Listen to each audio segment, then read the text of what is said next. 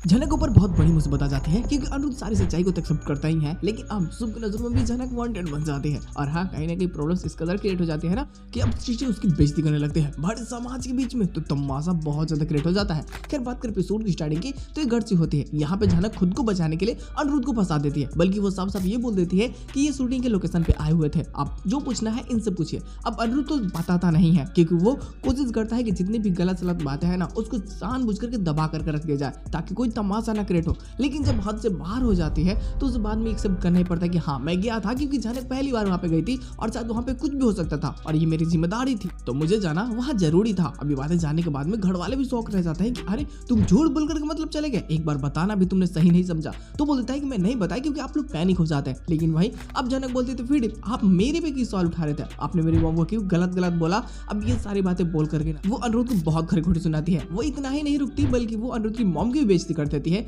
कि अगर आप इस घर की मालकिन हैं तो प्लीज आप संभालिए ना सब कुछ को। और हाँ, मैं पहले ही बता देता हूँ कि हफ्ते के कुछ दिनों के लिए मैं घर से गायब रहूंगी और मैं बता करके नहीं जाऊंगी। ये सब सी बातें हैं। अब ऐसे ऐसे बोल करके ना खुद की जितनी भी पॉइंट होती है वो सब खत्म कर देती है और इतना दिखा देती है कि मैं हूँ तो मैं अपनी मर्जी के मालिक हूँ, मुझे किसी और से कुछ भी पूछना जरूरी नहीं है। आप लोग अपने जीवन में खुश रहिए, मुझे अपने जीवन में खुशी रहने दीजिए, आगे जो करना है मैं करती हूँ। हालांकि ये अपने गिफ्ट की बात को नहीं बताती बल्कि जानबूझ करके छिपाती है, क्योंकि अगर यहाँ पे बताएगी तो इस गिफ्ट को लेकर के भी तमाशा नेक्स्ट लेवल हो जाएगा ना, तो बिल्कुल बताते। और रिमी भी खुद को और ज्यादा शक्तिशाली समझने की कोशिश करती है और बिपाशा को तो जो ना धोती है ना कि अब बिपाशा जिंदगी में आगे फिर कुछ उल्टा सीधा नहीं बोलेगी। लेकिन उसकी हरकतें बहुत हरामी लेवल के, तो वो नहीं सुधरती, वो आगे जा करके भी ऐसे ही कर देते। लेकिन यही जस्ट पोर्शन में दिखाया जाता है जब छोटन पहुंच जाता है वेल ऑफिस में ताकि वो अपने पैसे ले सके मैडम डी से, तो वहाँ तो होती नहीं है। तो जो वहाँ का आदमी होता है जो प्यून, वो इसे झगड़ा करने लगता है। अब ये तो बोल देता है कि मैं तुम्हारी डेडी मॉनी से डरता नहीं हूँ, बुलाओ बुलाओ, मुझे मेरे पैसे चाहिए, मैं कैसे भी करके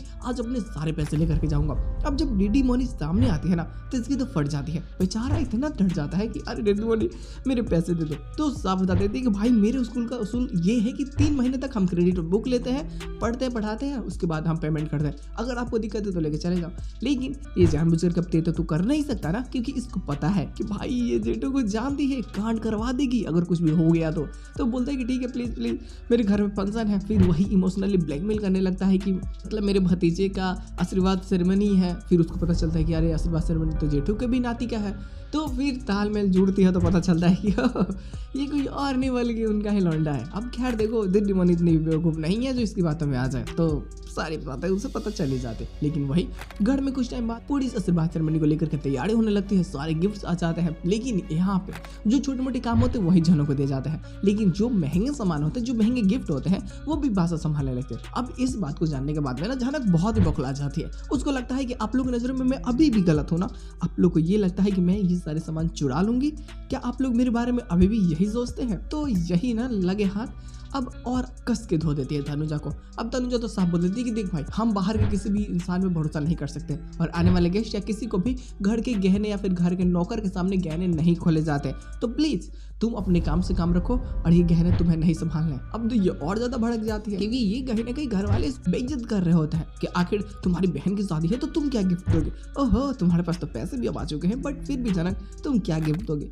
अब जो जैसा कि पता है कि भाई ये बता नहीं रही है क्योंकि ये जानबूझ करके छिपा रही है कि अभी अगर ये कुछ बोलेगी ना तो तमाशा नेक्स्ट लेवल हो जाएगा। तो इससे अच्छा है कि गुड़लो बताओ ही मत। तो ये चुपचाप मुंह पे उंगली रखती है और बोलती है कि जो होगा वो होगा, मुझे कुछ नहीं पता। खैर इस सभी के साथ में एपिसोड की एंडिंग करते जाती हूँ। अब देखो यार नेक्स्ट एपिसोड के कई सारे स्पॉयलर्स आ चुके हैं क्योंकि तमाशा ऐसे ही नहीं हो रहेगा, आपके लिए कुछ लफड़ा भी तो करवानी होगी ना।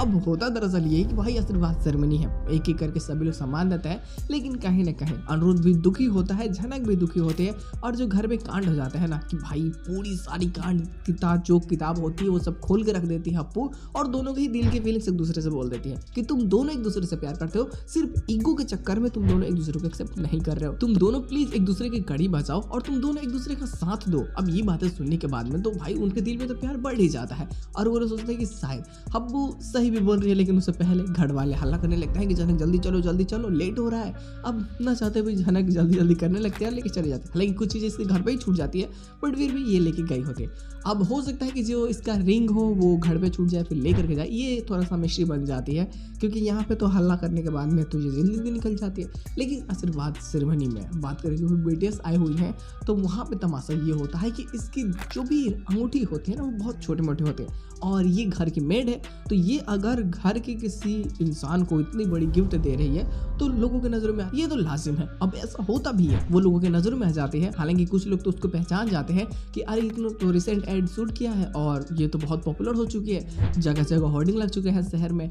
अब ये ऐसी रहती है और घर पे मेड है, तो यहाँ पे ना सृष्टि की बहुत अच्छी खासी प्लानिंग काम कर जाती है, क्योंकि वो झनक को तो इनडायरेक्टली ह्यूमिलेट करना चाहती है। वो सबके सामने ऐसा दिखाना चाहती है कि ये एक गिरी हुई निहायती नीच किस्म की लड़की है, जो घर में मतलब घर सब निकालते हैं फिर भी घर में रह जाती है सिर्फ और सिर्फ अपने फायदे के लिए। ये पैसों की भूखी है, मतलब इतनी तुम सोच सकते हो जितना खराब, ये उससे खराब उसको बेइज्जत करना चाहती है और ऐसे ऐसी चीजें बोल करके वो सबके सामने इसे नीचा दिखाने लगती है। लेकिन बाद में अंततः जो भी इसके गिफ्ट होते हैं वो झनक इसको देती है अनिरुद्ध को, और वो एक्सेप्ट करता भी है। इवन जैसे वो उसकी माँ की इज्जत रखा था उससे इसकी भी इज्जत रखता है, और अब सबके सामने एक्सेप्ट करता है कि ठीक है ये मेरी दोस्त है, और मेरी दोस्त अगर मुझे कुछ दे रही है तो मेरा परम सौभाग्य होगा कि मैं उसको ग्रहण करूं बिना किसी तामझाम के, और ऐसा होता भी है। लेकिन अर्जी भड़क जाती है यहाँ पे, थोड़ा थोड़ा बहुत अजीब सी बातें होने लगती है। अर्जी के मन में तो लगभग कई सारे सवाल चल रहे होते हैं कि अनिरुद्ध झूठ बोल गया था, ये बातें बिपाशा बता देती है उसको। और बाद में जब अर्जी को पता चलता है कि ये घर से होटल गया था, वो भी झूठ बोल करके कि ये कहीं मीटिंग में जा रहा था, ये शूटिंग पे चला गया, तो अब इस चीज़ के कारण ना कहीं वो भी बहुत गुस्सा हो रही होती है, और वो हर एक छोटी बात में इसकी टांग खिंचाई कर देती है, इसको उल्टा सीधा बोलने लगती है, इसकी बेइज्जती करने की भी कोशिश करती है। अब अनिरुद्ध इतना छोटा मोटा तो है नहीं, वो समुद्र की मछली है और इस बेवकूफ़ को तो बंदरिया बना सकता है। तो तुम सोच सकते हो कि कितना बड़ा तमाशा आने वाला है गुरु लोग। खैर कोई एक्स्ट्रा प्लॉट तो नहीं है, बट इतना कह सकते हैं कि जो भी चीज़ है ना वो काफ़ी मजेदार है। आने वाली स्टोरी लाइन ना और ज़्यादा बेहतरीन होगी, तो देखते हैं लेकिन आने वाले एपिसोड में और क्या चीज़ें हो सकती है। जो भी चीज़ें होगी मजेदार और बवाल होगी। अगर कोई एक्स्ट्रा प्लॉट देखने को मिलता है तो बातें जरूर करेंगे। तो बस आज इतना ही, हम लोग मिलते हैं बहुत जल्द।